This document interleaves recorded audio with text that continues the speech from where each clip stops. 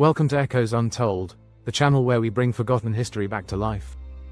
From battles lost to time to secret missions hidden in classified documents, we explore the echoes of the past that still whisper to us today. In this episode, we dive into the final moments of I-25, one of Japan's most notorious submarines. This undersea hunter wasn't just another war machine, it was the very submarine that launched the only aerial bombing raid on the US mainland during World War II. It terrorized the Pacific, sunk Allied ships, and played a critical role in Japan's wartime strategy. But in March 1943, its deadly reign came to an end. What led to the I-25's final moments? How did the US Navy track down and destroy this elusive predator? And what secrets lie beneath the waves, where its wreck still rests to this day? Join us as we uncover the untold story of the sinking of the I-25, a battle of wits, technology, and raw survival beneath the Pacific surface. Before we begin, make sure to like, share, comment, and subscribe to Echoes Untold, where history whispers and we listen. To understand the fate of I-25, we first need to look at its infamous history. The Imperial Japanese Navy commissioned the I-25 in 1941 as part of its Type B-1 submarine class, a fleet of long-range reconnaissance submarines designed for deep penetration into enemy waters. These weren't ordinary submarines, they carried something unique. A Yokosuka E14Y, Glen, seaplane, stored in a watertight hangar and launched by catapult. This aircraft allowed the I-25 to conduct secret aerial reconnaissance missions thousands of miles away from Japan. By 1942, the I-25 was making history. It scouted Pearl Harbor just weeks after the infamous attack, providing intelligence on American fleet movements. But its most audacious act came in September 1942, when it surfaced off the Oregon coast and launched its tiny seaplane. Piloted by Nobuo Fujita, this aircraft dropped incendiary bombs over the forests of Oregon, attempting to start massive wildfires that would terrorize the US mainland. While the fires were quickly contained, the attack remains the only time an enemy aircraft has bombed the continental United States in wartime history. After this daring raid, the I-25 continued to lurk in the Pacific, hunting Allied vessels and launching more reconnaissance flights. But with the US military sharpening its anti-submarine warfare tactics, its days were numbered. By early March 1943, the I-25 was operating near Australia's eastern waters, patrolling the sea lanes between New Guinea and the Solomon Islands. It was a dangerous hunting ground. The US Navy and Australian forces were actively searching for enemy submarines, deploying sonar-equipped destroyers and depth-charge bombers. On March 3, 1943, the I-25 struck again. It torpedoed and sank the American Liberty ship SS William K. Vanderbilt, sending another Allied vessel to the depths. But this attack was different. It alerted the US Navy to the submarine's location. Within hours, the hunt was on.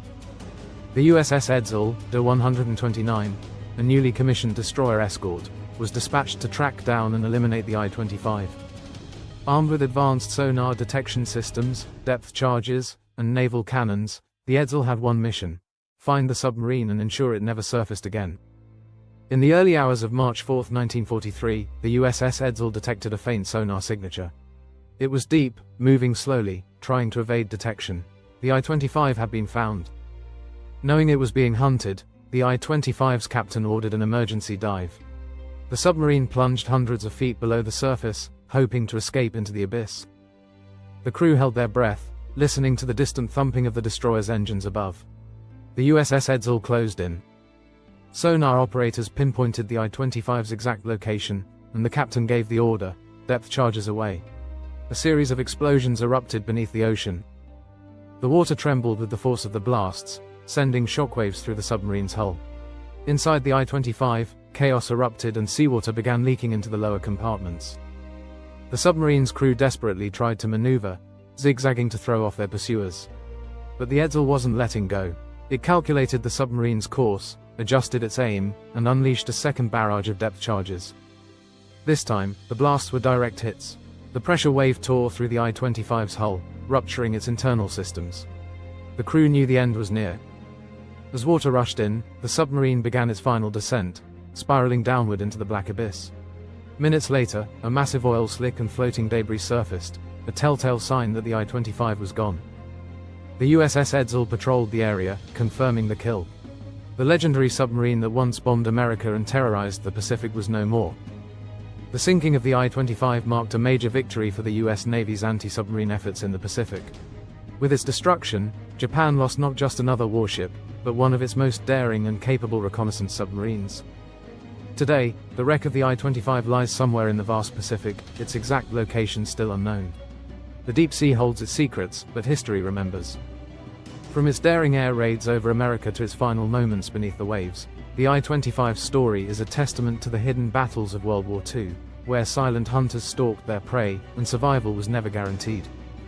If you found this story fascinating, don't forget to like, share, comment, and subscribe. Your support helps us uncover more hidden moments from history, stories of courage, conflict, and survival. And remember, history isn't just found in textbooks. It's beneath the waves, in the skies, and on distant battlefields, waiting to be uncovered. Echoes Untold, where history whispers and we listen. Fact-check note: the sinking of the I-25 on March 4, 1943, by the USS Edsall, de 129, is documented in official U.S. Navy archives and multiple historical sources, including Morrison, Samuel Eliot, History of United States Naval Operations in World War II, Volume 6. Hackett, Bob and Kingsepp, Sander, IJN Submarine I-25. Tabular Record of Movement, CombinedFleet.com. Australian War Memorial Archives, Japanese Submarine Operations off Australia. These sources confirm the timeline and events leading to the destruction of the I-25, though exact details may vary due to classified wartime records.